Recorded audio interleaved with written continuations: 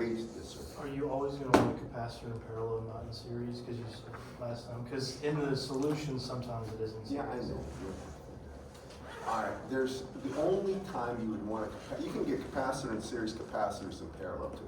But the only time you want that is for some reason, you know how if you link signals, AC signals from one stage to the next stage, sometimes you want a capacitor in front of the AC signal so you can use actually voltage division by a resistive bridge past that. You know, that would be the only reason to use capacitor. Inductor in parallel, I've never seen it.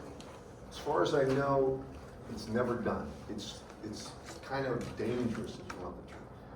Okay, now it's L section. Go ahead, give me the specifics on this one. It says design an L section matching network to match 80 to J50. Hold it, this is ZL is 80, Yep, J50. 80 plus J50. Or minus J50. Minus. We're going to go through this one, and I'm going to talk about the types of solutions. It says to a 50 ohm line. That's typical. I want to make one statement here before we go on. 50 ohms is used in microwave engineering for all the equipment up there when they're doing testing. In the real world, how many of you have cable TV, either Spectrum or WOW or something like that? The coaxial cable, do you know what the impedance of that is that comes into your house? 75. Say again? 75. 75 ohms. And the reason is because it will allow less attenuation of signal. Ideally, everybody would like 50, everybody, but that doesn't work. You follow me on this, class? So anyway, we have this, we got to make this L section matching network. The first step is always, here, let me draw this. You have Smith charts, rotated Smith charts. I have some attached to the quiz if you want to use it, you don't have to. But this is a Smith chart. The one circle is critical, and the rotated circle. All right, those two. This point is 0, and this point is infinity. Now, anytime we're getting a value of ZL normalized that has a magnitude greater than 1, it's inside the one circle. Everybody with me on this? Is it basic understanding, class? So first thing, we got to normalize it. Let's go here. So we get ZL normalized, capital ZL over Z naught. And that's going to be 80, and this is minus J50 over 50. So it's really going to be equal to, you can do it any way you want, 1.6 minus J1. That's the first step. Everybody got that? Any questions about anything so far? This should be obvious. Now you plot it. Now, if you don't know how to read a Smith chart, you're about to. If you look at a Smith chart, you're going to see that there are indications here, and I call it the North Pole is J1. That's the imaginary part of 1, and there's a trajectory that you can see of a line that goes right through the North Pole and out through that infinity. How many see this and understand this? Now, there's a South Pole that's right here. And that's minus J1. I just use those terms. It makes sense to me. I call this the equator. Now, when you look at this, anytime you have something 1.6, that's the real part. And if you look here, that's R equal 1. R of 1.6 is about here. Nate, I want to make sure you can see this. This is 1.6, that's the real part, 1.6. All real values are symmetric about the equator. You need another one? No, I'm going to sit next to Christian real quick because he has one more important. All right. Y'all with me on this? You're going to need a straight edge, probably a compass tube, preferably a compass tube to do these. Now, I want to make sure you can identify this point. So it's 1 minus, or 1.6, which is somewhere in here. And now look, this is important. Minus J1, you follow this minus J1 trajectory, and you're going to hit a point here, where you're going to have the real part is 1, and the trajectory down here is minus 1. Can you see it? If you're wearing glasses, get them out. You'll need them for this. How many in here wear glasses or contacts? Do you have men? Yeah. Do you have men? Do you have men? Okay, can you see this? Make sure you can see that point. Label it 1. All right, make sure you get this numbering out. We always come in the impedance domain. That's ZL. Now, the rule is if it's inside the 1 circle, no matter what we add an impedance is always in series, it will never get to the 1 circle or the rotated 1. Does everybody understand the theory? Anytime we add stuff, we're going to add an imaginary term. The only thing that does is locates this point. If we add any kind of plus or minus j on a trajectory around here, that's it. We can't add anything in series, so we go to the admittance domain, which is 1 over ZL.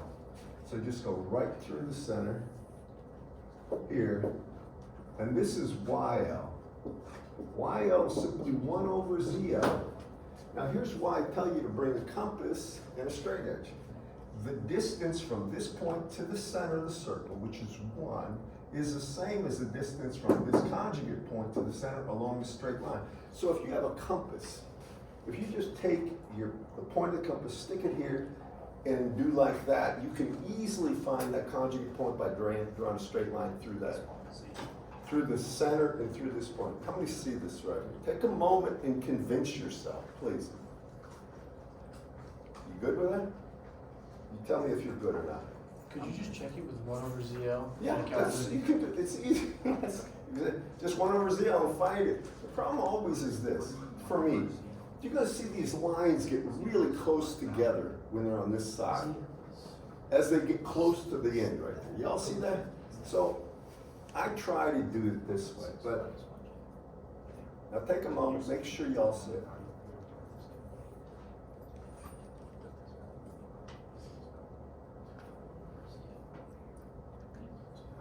Now, I want to tell everybody this. That is an admittance. Y'all hear me? If it's an admittance, we're going to add something in parallel first. Everybody got that? So the first item we're going to add is in parallel. We went from impedance, we couldn't do anything impedance, went to admittance. So we're going to add something here. All right. What are we going to add is the question. Y'all with me? We're going to add something that will take this point. By the way, what is this point here? Because I don't know what it is. What is y? And you should label that point 2. Can you give me the value? 0.45 plus J to 0.28. Can anybody confirm that? It's 0.44, 0.45. All right, you're always gonna, if you're doing this, using your eyes and finding it, you're gonna have some slop. It's just the way it is, always. Now, if you have that point, now the question is this: we are in the admittance domain, right, class? Mm-hmm. Remember this one thing. Everything we do from that point on, we have to determine if we want to add a capacitor or an inductor. Y'all hear me? Now, a capacitor has an impedance.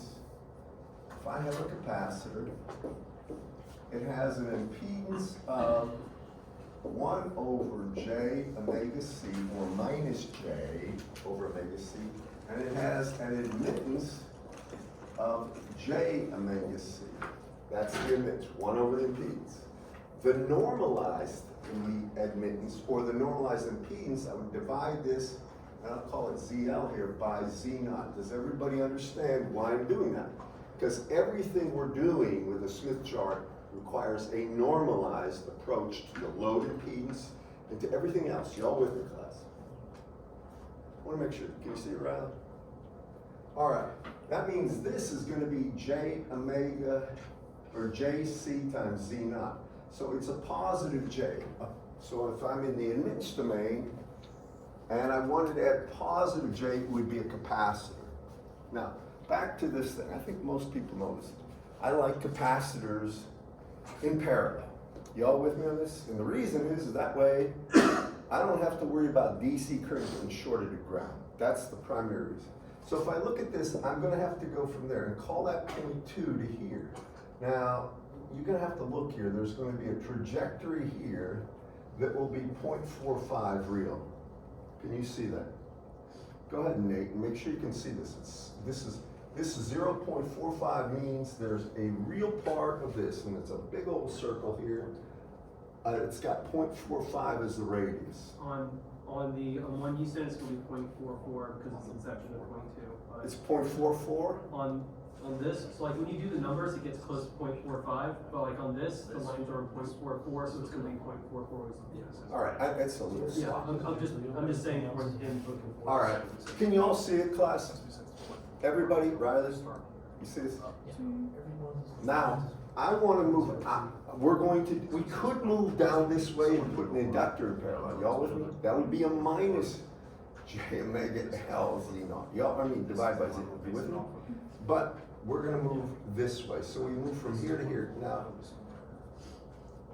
Nathaniel, is that, or Nate, whatever, there's two Nates. So what is the location of this point? Is 0.45 or 44 plus what? Maybe it was plus 0.5 J. All right, that's 0.3, and that point, the third point right here, The circle's on 0.5 J. say again? The circle's on 0.5 J. Oh, which is great. So the real part is going to be did you say 44? Yes, sir. 4445, something like this, plus J 0.5. Now, the key is what's the difference between this point and this point? You would have to take 0.5 and subtract J 0.28. Y'all with me? Now, I want to make sure you see this. And you gotta be careful with your eyes. I tell you can misread these things like you wouldn't believe. I've seen it too many times. I've done it. And as I get older, I mean, I almost want to use a magnifying glass half the time because you can misread these things. Half the numbers can be upside down if you're not looking right. Just make sure you watch it right. So that means I have to add a total here, normalized value, right here, of J 0.5 minus J 0.28, because I came from 0.28, I want to get to 0.5. That's the difference that's normalized in minutes. Everybody got that? Can you see this thing? I see the 0.5, or I don't know how you get the 0.28. All right, that's this point right here. Christian, can you show me where that is? That's the YL, that's the inverse of ZL. You guys good? All right. So that means I'm gonna have, what's the value this is gonna be? It's J 0.22. That's the normalized value. Y'all with me? I've got to add that in parallel, right? Here's what you gotta be careful. So that's normalized. I come over here. I don't know if you can see this. But the way I always do it, start with the value in P's. For a capacitor, it's 1 over J omega C. Then I have to normalize it, divided by Z naught. Y'all with me? Now I need the normalized admittance. Take 1 over that. It's J omega C Z naught. Everybody see that? I think you know the impedance of a capacitor, 1 over J omega C. You gotta normalize it, so you gotta divide that by Z naught. Because we always work in the normalized domain when we're doing this, right? So that means this is going to be equal to J, and this is going to be omega C Z naught. Now we can calculate the value of C if we know omega and Z naught straight up. I don't know what it is, but I'm going to put it right here. So we can get the value of C, and that would be simply 0.22 if my math is right. Oh, what's the frequency? 1 gigahertz. 1 gig? So that's going to be divided by 2 pi times 10 to the 9th, and then by Z naught, you said that was 50? Now these are picofarad, of the order of picofarad. These are small. What do you get for that? Say it. I got 0.7. Yeah, 0.7. Picofarad? Yes, sir. Yes. I'm on a level with you, that's small. In the real world, if you're talking about picofarads, you're talking about super, super little capacitance. And you almost, I'm not gonna go through it here, this is picofarads, but I almost like to give myself a little leeway if I have to do that. if I put a capacitor in there, I want to know something about the way I could bend a lead and change it if it's not right on the money. You follow me on this? Now, the truth is you can get the leads as short as you want, but the real truth is the circuit around there can influence. It can be off by tenths of picofarad, just by the structure that the thing's put in. So you gotta be careful about that. Now, honestly, this is like it's just a problem he created. He didn't try to build this thing, but if you ever build stuff, when you're getting anything less than about 10 picofarad, you're really asking for a lot of precision. It's hard to do yet. Do the order of the elements matter? Yes, absolutely. Like if you were doing like impedance first, would it be series and then Yeah, parallel? if it was an impedance, it would be in series with ZL, and admittance is in parallel. I hope I make myself clear. Oh, will it always be that L shape, or can it be Yeah, but I mean, when reversed? you talk about L shape, we're not talking about the load or this. This will always look like an L, either this kind of an L, or it's gonna look like, if you think about it, this kind of an L. Series, parallel, parallel, series. One of the two. It always goes series, parallel, or parallel, series. You're not gonna have two series elements, stupid. You only need one, right? Or two parallel elements, just need one. But it matters which one you do first. Absolutely. Remember, admittances are always added in parallel. We needed to go to the admittance domain because we're inside the one circle. Follow me, class? The rationale for this should be clear to you. All right, now, when I do that and add that capacitor, I'm right here. I'm at this point. That's where I wanted to get the whole time. This is 0.3, right? And that has a value of 0.44 plus J 0.5. Does everybody understand that? Now, why did I want to get there? Can anybody just tell me? Because when you reflect it back over Go to from the admittance to the impedance domain, that's what he's saying. Now, if I go back to the impedance domain, It's gonna be right on circle. it better be 1. Or as close to 1 as numerically possible. And you're gonna get 1 minus J something. Can you tell me what that minus is? 1.1. 1.1? All right. Now, that, we started in impedance, right? We can't do anything in that domain. So now we go to admittance. We're adding in parallel. The first element is in parallel with the load. You all with me? Now we go there. We add a certain amount of capacitor in parallel, and we get to here. Now we go back to the impedance domain. Now we have 1 minus J 1.1. At this point, I hope I make myself clear. You want to get rid of that minus J 1.1. You want just 1, because if it's 1, right, then if you denormalize, you have Z naught. Your load impedance, or your characteristic impedance of the line is Z naught.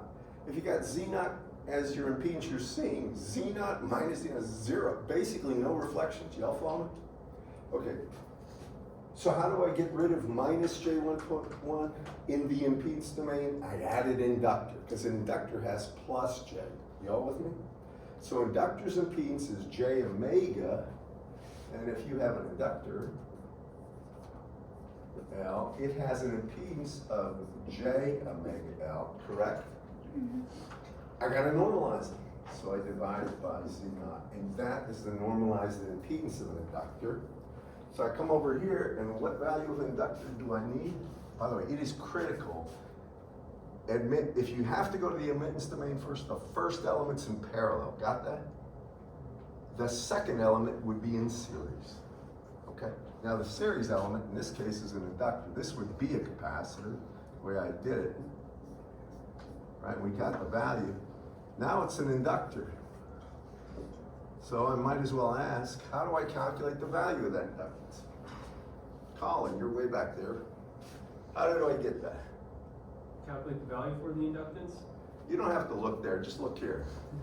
Oh, sorry, so, That's the key. so you just add up 1.1, so it's, or you, We just say we need to add plus J 1.1 impedance, right, normalized. So that means we say plus J 1.1 has to be equal to J omega L normalized, right? We divide it by Z naught. And that means L, I hope I don't get hacked. I'm not trying to exaggerate this stuff, I'm just trying to make it clear. Sometimes it works, sometimes it doesn't when I do. So what do I have? 1.1 times Z naught, which is 50, over omega, which is 2 pi, times 10 to the 9th. That's gonna be, looks like nanofarads to me. What is it? Nano? Anybody confirm that? Yes, it's 8.7. There is another solution, and I'm going to just talk to you, and this is the one I don't like. You come in, you're here. Now, I go to here, right? And then I add an inductor in parallel. Follow me on this? Not that I would do that, but it's a possible solution. Then from there, I would go here and I'd get exactly 1 plus J1.1. And then I'm in the impedance domain, so I have to add a capacitor in series. Y'all see that? That's another possible solution. This, I'll tell you right now, capacitors in parallel, inductors in series, unless there's some ridiculous reason not to do it. Y'all with me, class? I'd like to, this is over 2:30, we got time for another. I'd like to do another problem, but preferably where ZL is, when divided by Z naught, is going to be less than something in the rotated circle. All right, because this is, and then there's, the nice thing is if you get outside of either of these circles here or here, you can do it so many different ways. It's honestly, and I'll show you that, it's much easier if it's outside of both circles. Maybe it isn't because there's too many different ways to attack the problem, but I'll show you that anyway. Let's do it. Is there any questions about this thing? I think I'll learn more on the second problem. Do you understand what we're doing?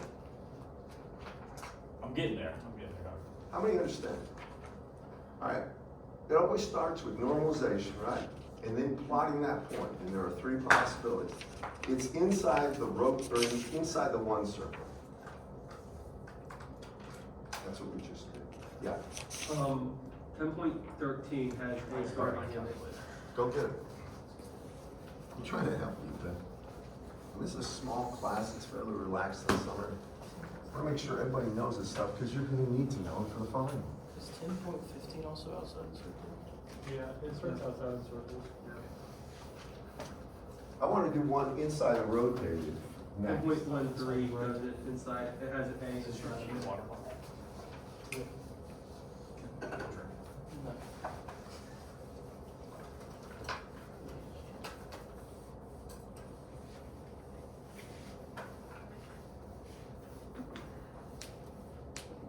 All right.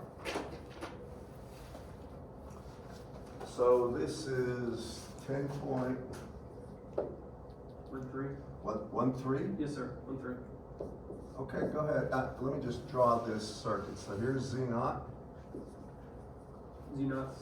And well, let me just hang on. You're way ahead of me. Tell me ZL first. ZL is 10 plus 15J. And 50. Yes, sir. Line Okay. 50. All right. Let me draw that rotated Smith chart up there.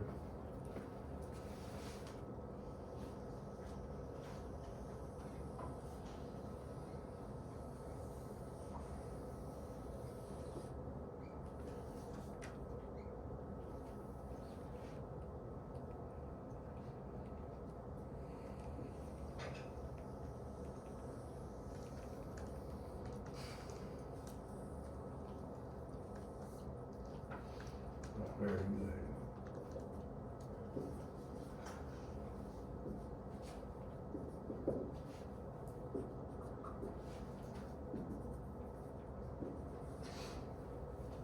Okay.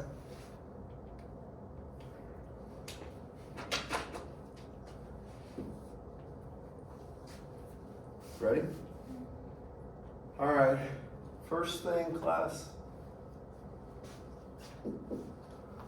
Little Normalize ZL. it. We gotta normalize it, right? So we take 10, or I call it ZL. ZL is going to be equal to 10 plus J15 over 50, right? Or 0.2 plus J 0.3, is that correct, class? Now you gotta plot it. I make absolutely sure you know how to plot this thing. I hope your eyes are good. Get a sharp pencil, preferably a sharp pencil. That or one of these razor edge pens. I don't know if that is, but something really sharp. And you come here and you see it's 0.2 plus J 0.3. 0.2 is going to be out about here somewhere. If you look, it's a trajectory, the real part. And J 0.3, I'm going to say is about here. So this would be, the real part coming down here would be R equals 0.2. And the imaginary part, zipping this way, would be J 0.3. Now that point may be tough to see, but we label that as 1, and that is ZL. Can everybody see that? Take a moment, make sure you can if you haven't done these things yet. Can you see it, Riley? What don't you understand? You gotta find the point and then plot it. Riley, oh, come here. I'll show you how. So this is math. Yeah, get over there. Why don't you move your bottle and sit there? I'm doing my best to try and help you. Normally I just yell at you. First point is plotted, Dr. B. Well, we're not done yet. It can be very hard to see these things, trust me. I said, can you see it or not? Where is it? You got that? That's that one I'm looking for. All right. Y'all with me, everybody? It depends. Okay, You're always- so now we are in the impedance domain, right? If the first element, now I should say this, I can add an impedance, that's in series, so the real part here doesn't change. Remember, as you add imaginary part, you just move along this orbit right here, the real part, I call it an orbit or trajectory. If I move here, think about this, if you add inductor, which I like in series, I can move from here to here, can't I? All right, now, you agree with that? I'm gonna call this point 1. This will be my point 2 right here. And the real part is gonna be point 2. That never changes. I'm gonna add impedance. So I'm gonna be right here, this is point 2. And the value is gonna be 0.2 plus J, can you tell me what it is? Basically 0.4. Yeah, 0.4 is what it has. Plus J 0.4. And again, I'm going level with you. Slightly different values are understandable. You're always going to get some slop because the pencil lead is not infinitesimally thin, and that chart is not perfectly accurate either. I mean, there's bleeding of the ink and stuff. Dimensionally, we're assuming it is, but it isn't perfect. All right, that's point 2. So, what kind of element is it? Plus J impedance. So capacitor. Inductor. Inductor plus J, right? Point. Y'all with me? All right, now, how much of a difference is it? Point Well, one. I went from 0.3 to 0.4, so this is really the delta Jx, whatever you want to call it, is going to be J 0.1. Do you agree? Yes. Now that is an impedance, you're adding a series. Normalized value is J.1. Y'all with me? Now we have to find the value of that. Now, the only thing I have to do is say, well, I want to add a normalized value of J 0.1. So what I always do first, what is the impedance of the element I'm going to add? Impedance of an inductor is J omega L for starters, right? But it's normalized, meaning you divide that by Z0. Show him how to do that. All right, make sure. And if you divide that by Z0, you get this. Are you good with that?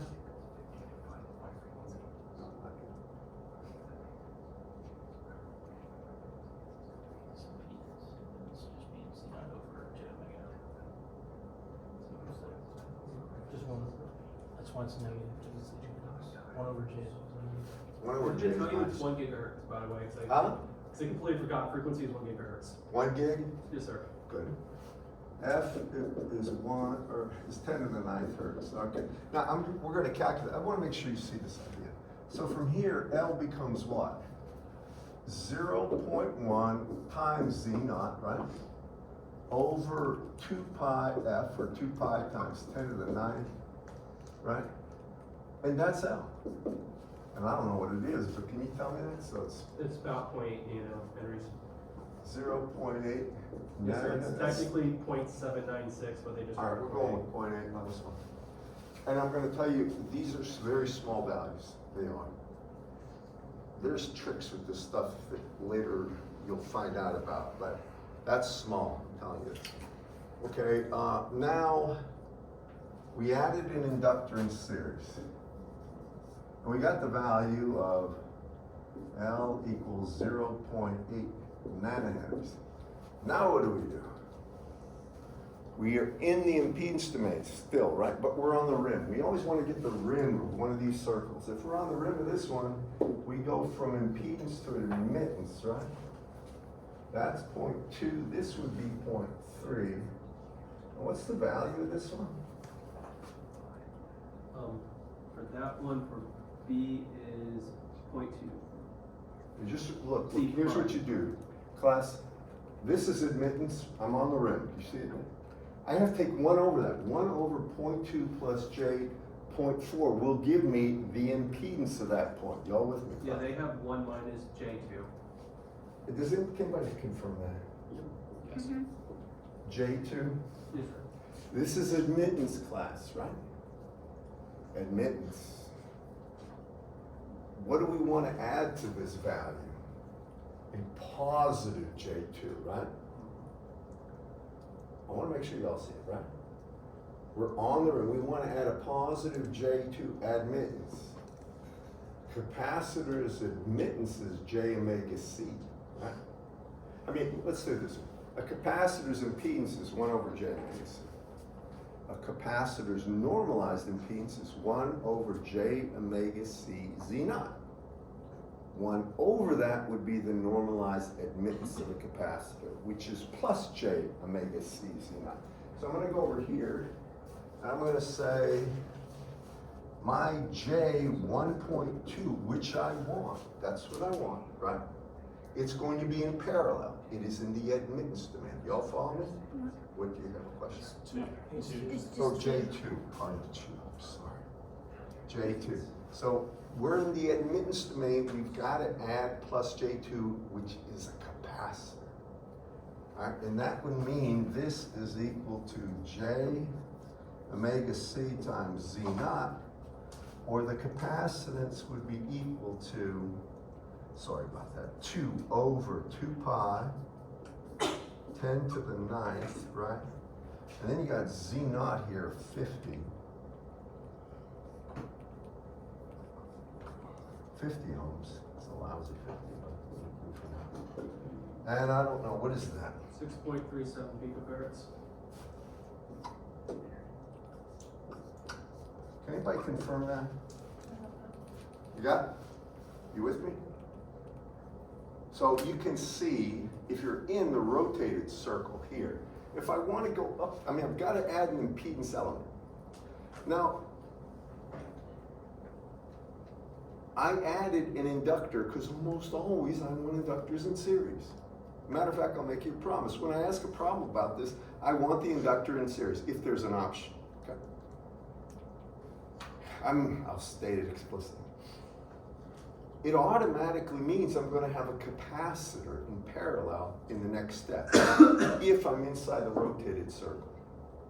And I'd like to do one where we're outside of both, and I'll tell you the options. Let me show you the options, because it doesn't matter how, as long as you know what you're doing. You can do this about a million different ways, it seems like. It's really about 4. One of the homeworks fits that. What? 1.15 is outside. All right, let's do 1.1. There'll be 4 solutions probably. Does he show 4 in there? Hopefully. So that's 10.16, he shows 4 solutions. All right, well, there are a lot, because there's so many ways, but there's no solutions where I want capacitors in parallel, inductors in series, or both capacitors series and parallel, but never an inductor in parallel, in my opinion. So do you want to do 10.16 because there's the 4 solutions? Yeah, well, I mean, whatever one you want, I'll do.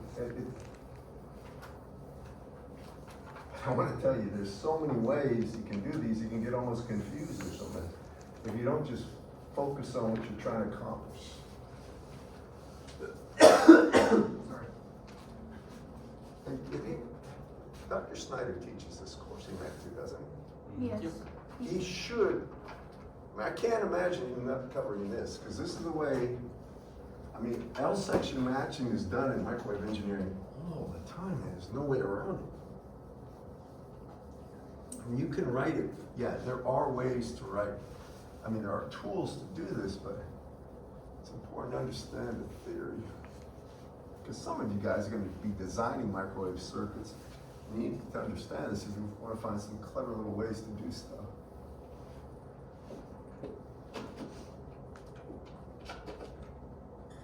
Okay, now, 10.16. yeah, let me get my Smith chart up here first. All right, yield Smith chart.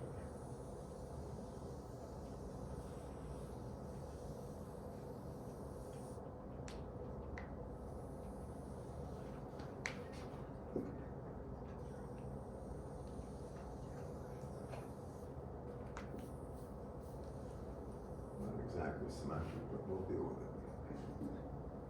Okay.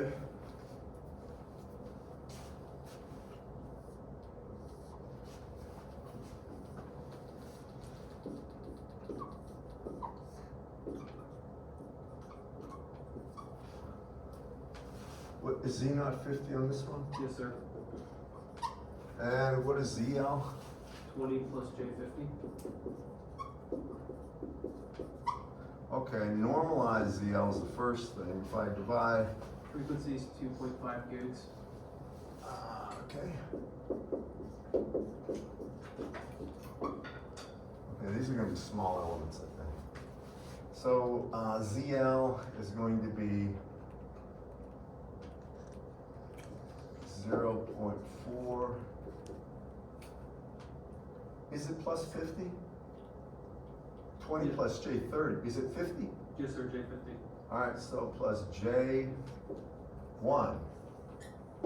Okay, y'all follow me on this? Normalized value is going to be equal to 0.4 plus J1. Do you all agree, first of all? We're just dividing Z out by Z naught.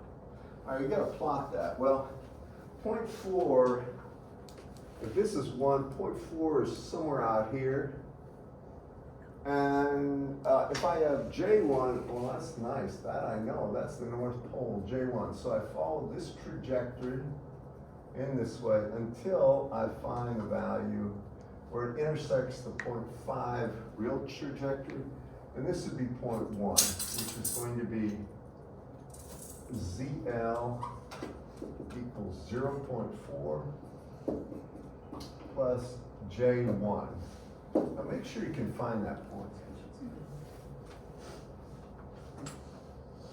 Y'all see it? Some of those lines sometimes, unless they're really, you got plenty of toner in your printer. I'm telling you, any kind of blurry or if they're a little light, it's hard to tell.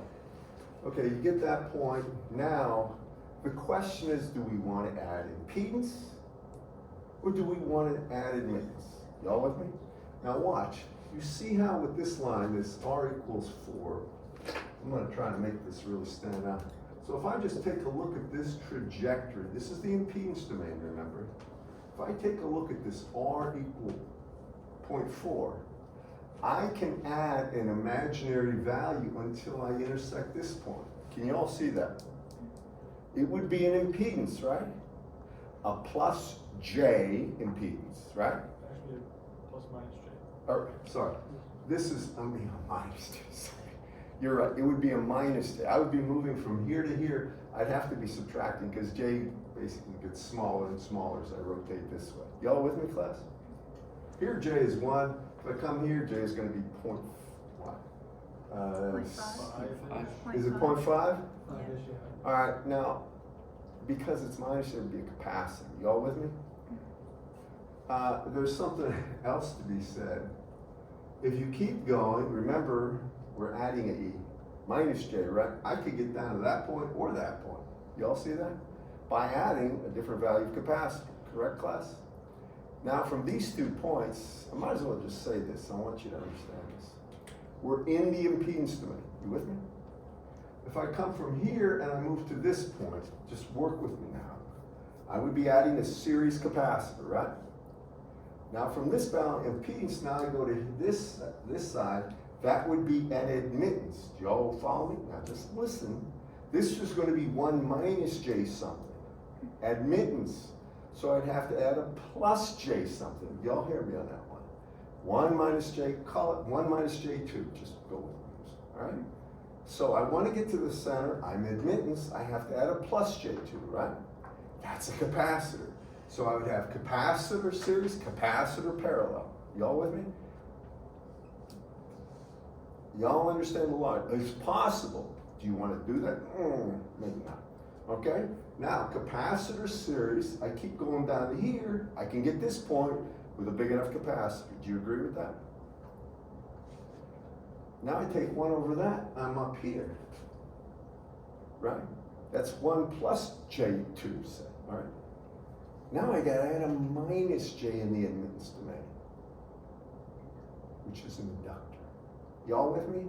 It would be a parallel inductor. That's the design I really hate. Series capacitor, parallel inductor, personally. It's a possibility, I'm sure he says that in the 4 possible solutions. That's one way. You get the idea? You can do it either way. I mean, you can move to here or here by adding a series element. Let's say we don't like the idea of adding a series element. We want to add a parallel element. I bet you see this. Well, I would go from here. Now, don't do this right away. And I have to go right through the center. And I would have to go to the conjugate point. You all with me? Follow me? Now, if impedance, now I'm admittance, right? Now just listen, there's a trajectory you're going to be on somewhere here. You're going to see it, right? If I'm here and I add admittance that's plus J, right? The impedance is started with, I'm at admittance. And I add admittance plus J, I can do what? Well, I'd be going this way, wouldn't I? Just wait, yeah, he's ahead of me. That's minus, isn't it? Because all these things are minus J down here. I would be going this way. Follow me? So I could go and I could hit either here or here, but I'm going to hit somewhere on that rotated circle. Y'all with me? You're adding admittance. When you hit either one of those points, I don't even know what the value is. It's 1 over 0.4 plus J1. What is that? I don't know. I'm curious. The real part's going to be 0.344 minus 0.86 I or J. all right. My point is, you're not on the same trajectory, the real part trajectory, as you are for the first part. You with me? So you come down here, and now, remember, these are all that's minus J equal 1. As I start adding plus J, I'd hit here, somewhere on there. You all follow me? Or here. And you could do either one. Do you all follow me? But that's admittance. If we're in the admittance domain, we go here. Now we go to the impedance domain, I'm going to have 1 minus J something. So the element, y'all with me? Let's say 1 minus J2 here. I would be adding now I'm back in the impedance domain. Now I would add a series inductor. Y'all follow me? Okay. I'm doing this, if you want me to work, I'm not going to work all 4 of the cases, but if you want me to work just one of them, I'll do it for you.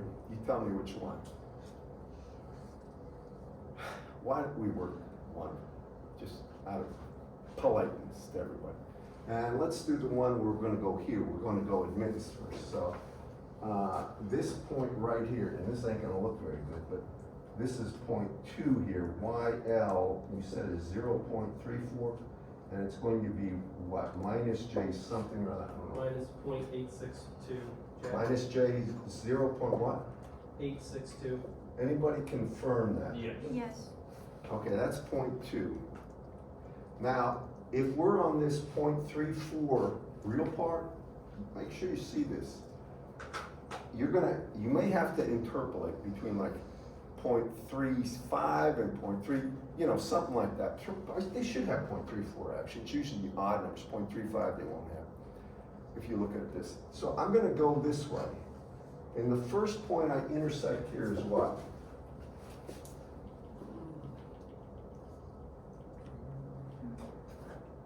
I don't know.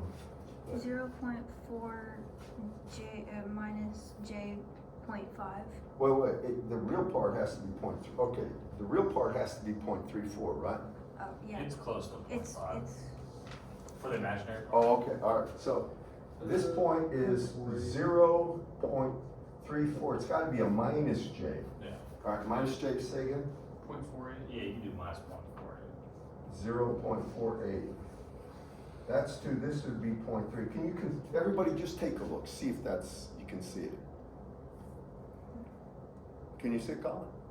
Sorry, I was trying, which part are we trying to find? Sorry, I was. We're going from here to the intersection. The real part is 0.34. You're going on that trajectory until you intersect the lower part of that rotated circle. And I'm getting information that says that's going to be 0.34 minus J 0.48 about. 0.48.5, yes, sir. You got that, Anna? Yeah. All right, now, yeah. So, like, this was our quiz question, we're just working this out. Would there be any big departure if someone said 0.48 and someone said 0.5 and which? No, but it doesn't hurt to be accurate. It really doesn't. So I'm not going to slam you. Just try. All right. Now, what's the difference? How much did I add? Remember, it said admittance, so it's in parallel, right? Y'all agree? How much did I add? I went from here. I don't know what it is, but I went from minus J 0.8 or 0.862. I had to add a positive to get minus J 0.48. So if I did, what's the difference? 0.382. 0.3 what? 82. All right, so this is going to be right here, a positive J 0.382 that I have to add. Admittance, right? So J 0.382 is equal to, well, I always think about this. I know it's going to be a capacitor, positive J and admittance.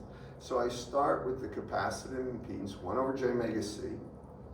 Then I normalize it, 1 over J omega C, Z naught, in my mind. Take 1 over that, and that means this is J omega C times Z naught. Let's find out what the capacitor is.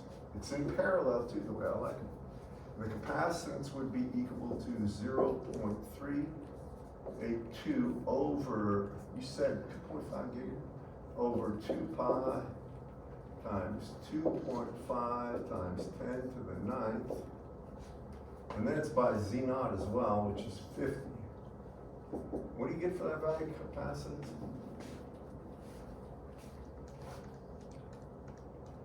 You see it, Chris? I just need the value. 0.5 picofarads. Anybody confirm that? That's what I got. That's small, by the way. We're into the area where 0.5 picofarads. You squeeze a capacitor, you can probably change it by that much. I mean, I don't know this for a fact, but that's small. So if we're doing this in real systems, is that small enough to ignore, or is it? Never, no. This is a resonant circuit effect. I mean, when you're doing these kind of tuning operations, everything counts. You don't have that, then what happens? Noise. Big noise. Well, basically, actually, you get what? Reflections up. Yeah. The more reflections, and you know what to do with. You don't even know how bad they are yet. There's more to this. All right, it gets really bad. So anyway, you have to add that element, and it has to be in parallel. Y'all hear me? When would the impedance be negative? If it's Okay, capacitance is negative, what do you mean? Like, cause it's What positive. impedance are you talking about? The one in parallel or series. Well, parallel, if it's a capacitor, it is negative, right? The impedance is negative, the admittance is But positive. would you count us off if we put negative 0.382 J? Well, it'd be wrong, yeah. I mean, that's a major mistake. It's, the real thing is, look, in your calculations, it's going to be evident by adding a positive J in the admittance domain. It is a capacitor. It has to be. I mean, I don't know how else it couldn't be. If it's minus J, then it'd be an inductor. If it's in the admittance domain. That's awesome. All right, now back to this thing. So now, all of a sudden, we hit the rim here. You agree? This is gonna be capacitor. Maybe, maybe not. All right, admittance domain, right? Now we go to the impedance domain, and take 1 over that. What do we get? I don't even know. 1 plus J something. 1.38. Confirm that, anyone? 1 plus 1, J 1.38? Anybody confirm that? I got that. You good with that, guys? I got 0.4 plus 1J. That might be wrong. 0.4. Wait. You took 1 over this term. No. That's the problem. Make sure you take 1 over this. We're right on the rim here. Better get a 1. I have a comment on this one. You got it? Okay. We're gonna do this design, but we're gonna do one other part to this. Y'all with me? You good with this? All right, now, that means I gotta get rid of the J 1.38, and I am in the impedance domain. Y'all with me? Which is a capacitor, right? Y'all follow me? So that means I'm gonna, so I got capacitor, not the worst design, not the best, but you know, who am I to say? So now, how do we find the value of that capacitance? I know I have to add a, Minus 1.38 J. yeah, a minus J 1.38 in the impedance domain. Impedance is gonna be series always, you understand that? Admittance is always in parallel with the transmission lines operating. So that's gonna be equal to, and the way I do it, capacitor is gonna be minus J over omega C, right? And then I have to normalize it, which means divide it by Z naught. So now, I don't care how you do this, get rid of the minus J business, take 1 over that. And now I'm gonna say that if I take 1 over omega Z naught times 1.38, I should get the value of the capacitance, and I'll call that C2. This is C1, I'm just gonna erase that, put C1 there.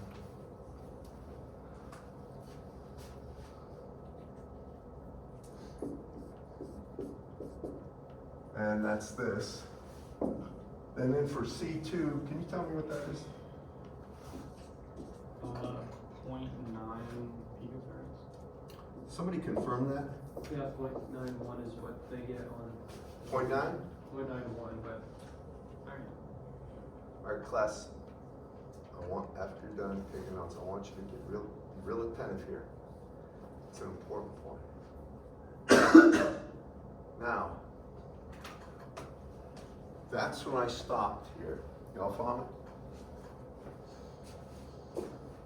If I keep going along this trajectory, I'm gonna hit a point here that's 0.34 plus J 0.48. Y'all follow me? Just listen. How much difference between here and here? Well, this is 0.48, right? I added 0.48 once, I'd get right there. 0.48 twice, I'd get here. Y'all follow me? So I'd be adding a total of what? Whatever the amount is I added there plus J 0.96. Y'all follow me? So now it's important, y'all see this. Before I continue, why did I go to this? Why would I want to go to this point? Because this puts capacitance in parallel, gives you an inductor in series. And then the inductor I can get over here and it would be in series. Y'all follow me? And do you see this? Elijah? Nick? It's critical you see that. Because remember down here, when I go from admittance to impedance, I have to add a capacitor to get rid of that impedance in series. I would like to get over here on the bottom part of this circle, so I add an inductor when I'm in the impedance domain finally. And that means I have to go all the way to here, whatever that is. Are you guys good with this? Whenever I see this, I mean, too much. if you keep your head on straight and think it through, it makes perfect sense. Now here's where people get in a lot of trouble. You have too many options. I plot it, it's down here. What do? What would happen if I'm down here and I'm adding an impedance? Well, you're always gonna move along the real part. If you're adding something, you're gonna add plus or minus J, right? Is there any way I can, well, you could never hit this circle, but if you hit here, you could hit this circle in 2 different points, right? But you would have, this is gonna be a negative, the large negative J value. It'd be minus J2, something like that. We'd have to add positive J, which is an inductor in series. That's fine. You can move along there and bang until you hit there. Follow me? Impedance. Then if you went to admittance here, you would add a capacitor in parallel. That's fine. Y'all with me? But where people get in trouble is, I'm not sure what to do next. They just kind of stumble. Well, you pick one and just follow it through. Because if you want to go to the admittance domain next, be my guest, it'll be a correct solution. But if there's something stipulating I want a capacitor in parallel, inductor in, or I want every capacitor in parallel, every inductor in series, then you have to be able to reason through. Y'all follow me, class? All right. I think we're good. Any other questions? All right. I want to tell you what I'm going to cover next. Because this matching is important. It's S parameters. I'm going to give you a short blurb, all right? Because we need to make sure. This you have to cover in this course. This is critical. It doesn't matter what anybody says. This is major content, and it's necessary for microwave engineering. What I'm going to talk about next is going to be S parameters. How many have heard of S parameters? Anybody? Where'd you hear about it? Work. Okay. All right, outside classes. When you had microelectronics, do you remember H parameters? HFE, forward gain, voltage gain. Do you remember this? Didn't you have H parameters? I see a couple of heads shaking. H parameters. Well, S parameters are used extensively all the time, and they do exactly. I mean, you can get ABC parameters from them easily. They're mutually, I mean, basically if you got one, you got the other. And they're useful. They're used all the time in microwave engineering and other types of engineering. Here's what S parameters boil down to.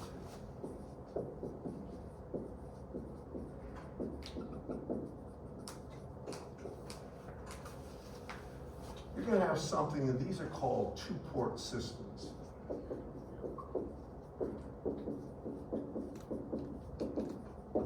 They're just connections where you have an input that's a coax cable or a waveguide, and an output that's a coax cable or a waveguide tied to something. And basically it's this. You're going to have something, we call that port 1. So it's something where you got a plus minus signal propagating this way. This port will have a characteristic impedance Z0. And then you're going to come in contact with something that has what are called S parameters here. And the way it's usually done is just S bold or S with 2 markings above it, because it's going to be a square matrix, you'll see in a second. And then you're going to have port 2, and this will have a characteristic impedance of Z0. Now, what you can imagine is this. Signals are going to be traveling into this into port 1, and they're going this way, and anything going into the port is called V1 plus. They're propagating its wave, all right? Anything reflected out of this port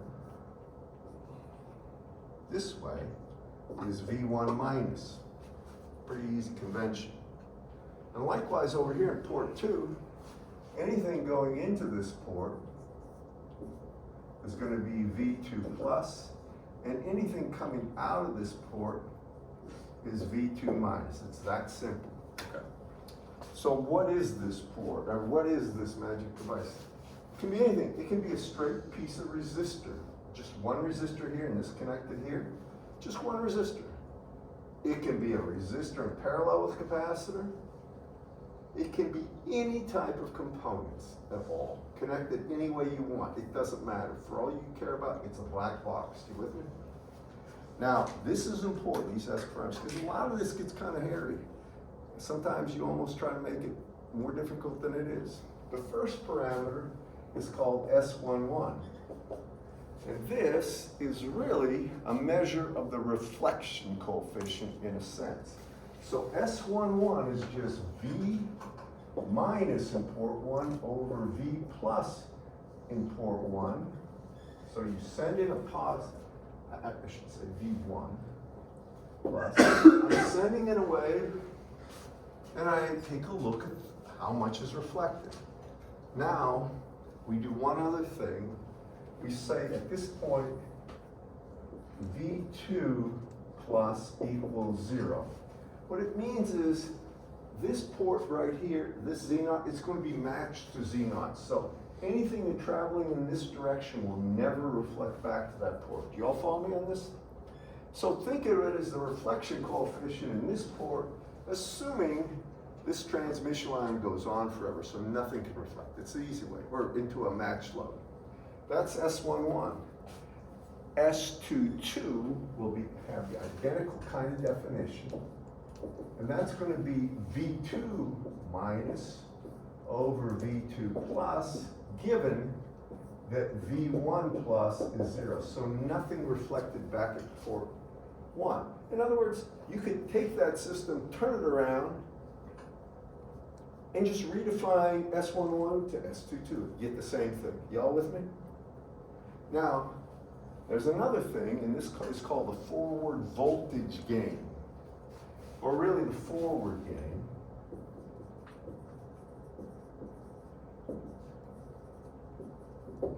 And you'll just call it S21.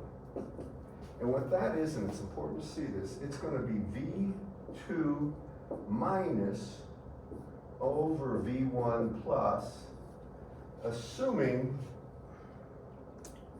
V2 plus equals 0. Now here's what it's really saying. That was called HFE in your microelectronics course. How many have had H parameters? Don't they draw the small signal model? You've had electronics, haven't you? Yeah, haven't you? Do you remember HFE, the forward voltage gain? Current gain is beta, right? Voltage gain is HFE. No, never mind. Doesn't matter, but what he's saying is this. Take a look at this. If I have V1 plus comes in here, and I multiply it by S21, what do I get? I get S2 minus. I get the voltage propagating out that way. Can you all see that? That's a voltage gain.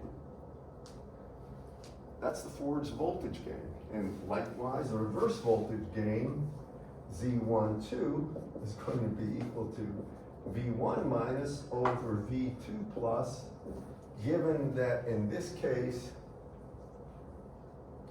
it's V1 plus equals 0. So now, if I have a signal coming this way, I look for the amount of signal comes out of there, and I take the amount of signal coming out divided by the amount of signal coming in.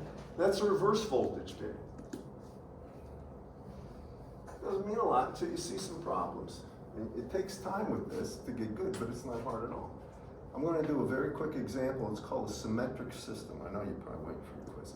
It'll get there real quick. Now, the subtleties on this one aren't bad at all.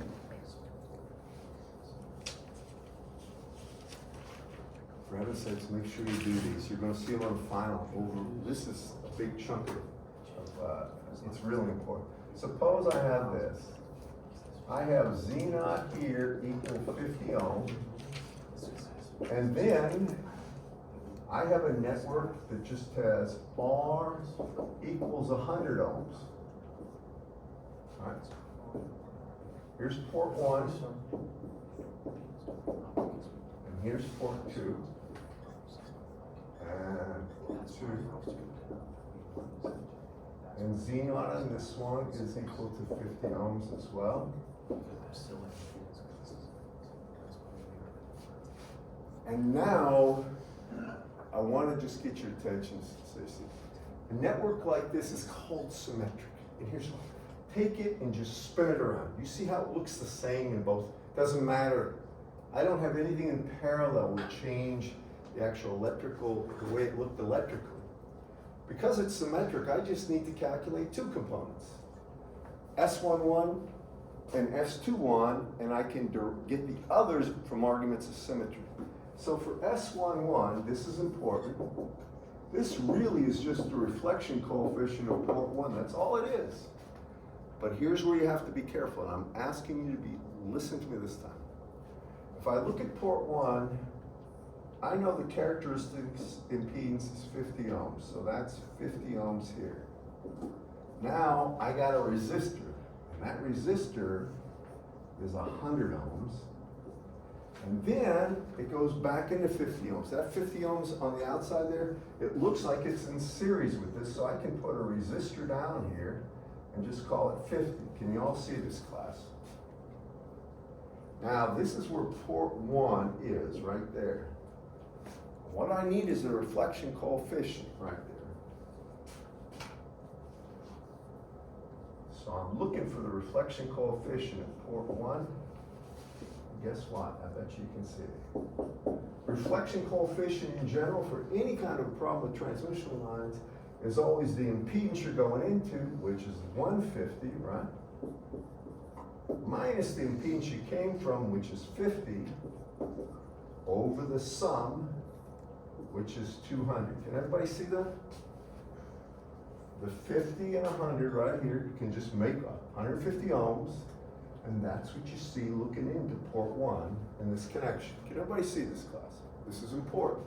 So for this one, it's going to be 1/2. And that means S11 is 1/2,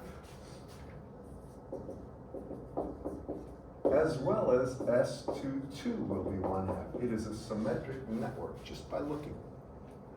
Now the next thing is a little trickier, and I want you to be attentive here because people mess this up. Now I need, for that network, I need S21. So S21 is really V2 minus how much voltage gets to the other side over V1 plus, assuming that V2 plus is 0. It's just saying, in so many words, it's matched. Let me get down to basics right here. So does everybody understand how I got S11, reflection coefficient? Back there? All right. Next, to get the voltage gain, here's what happens. You have Z0 here. Here's the resistor, and I'm going to blow it up this way. It looks like you have a series resistor of 100 ohms, and then you have a transmission line here.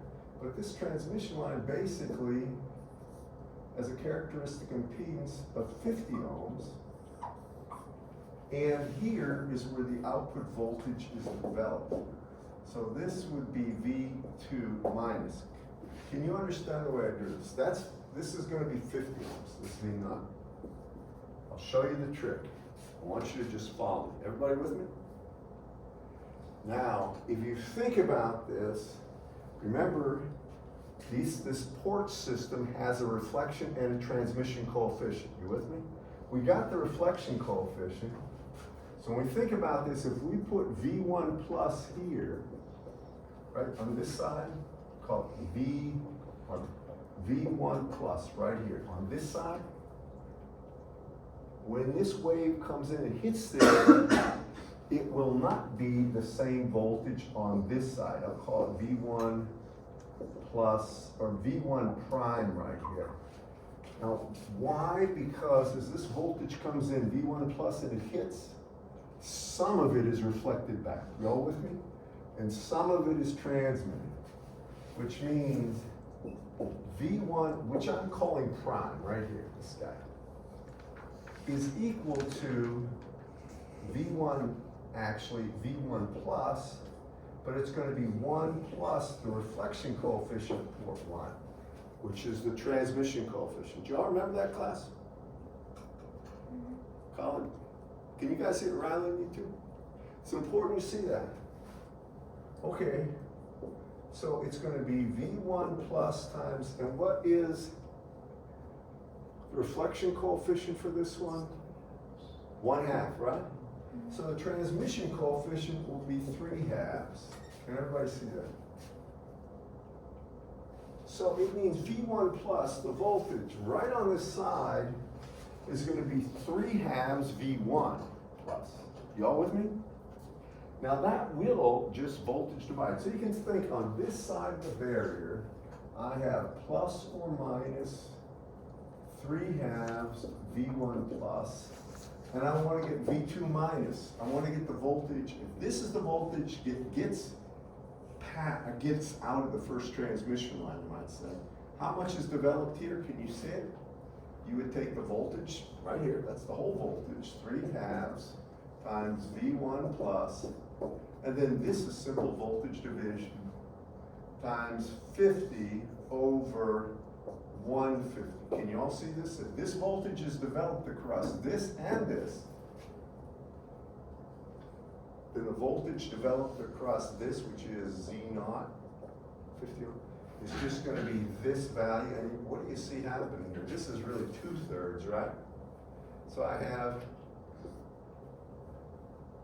1/3 times 1/3, right?